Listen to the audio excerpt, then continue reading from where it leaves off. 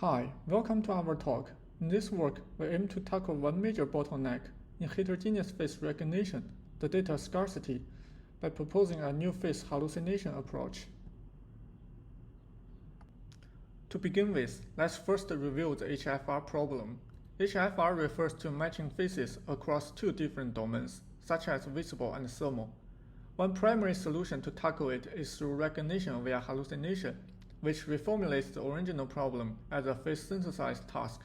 Compared to earlier approaches such as domain-invariant feature learning, it allows the off-the-shelf recognition algorithms to be directly applied on the synthesized faces. One primary challenge for HFR is data scarcity. Unlike visible faces that are easy to obtain and widely exist over the internet, collecting and annotating a large-scale, high-quality thermal dataset is difficult. The acquisition process is known to be time-consuming and costly. The diversity is often limited. Further, face data is privacy-sensitive, making it difficult to be shared with other institutions. These challenges prevent the existing approach from producing high-quality results. To this end, we propose a novel hallucination approach with two strategies. The first one is a new data-efficient generation scheme, which leverages the diverse visual players from visible domain to eschew the need of training generation from scratch. The second one is a federated learning framework, which enables utilize data from multiple sources without raising privacy concerns. With these strategies, our approach can synthesize high-resolution visible faces with state-of-the-art realness and fidelity. Now, let's introduce our first strategy, the visual player enhanced GAN. VPGAN adopts an encoder-decoder structure. The unit encoder extracts style codes as well as multi-scale representations, and then transmits them to the decoder for generation control.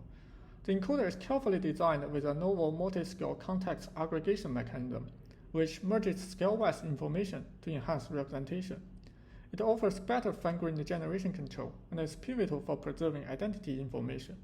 We use the pre-trained CLGAN2 as a facial decoder to generate the desired visible faces. We incorporate the global style codes in the same way as the original CLGAN2, and the multi-scale features are transformed into scale and shift parameters to calibrate features for more accurate synthesis.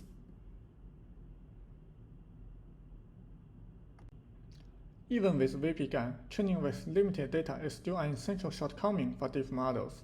To this end, we introduce a federated learning framework based on Federated, which not only allows collaborative model training but also avoids sharing private datasets.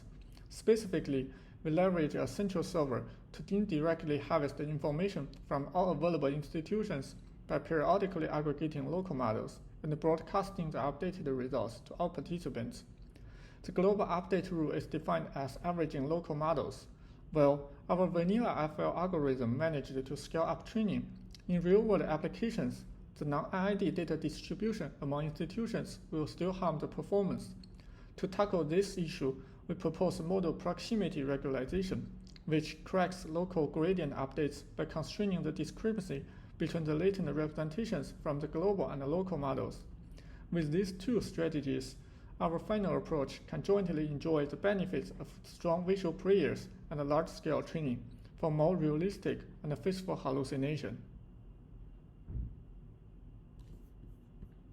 Here we show the visual comparison with 5 representative method.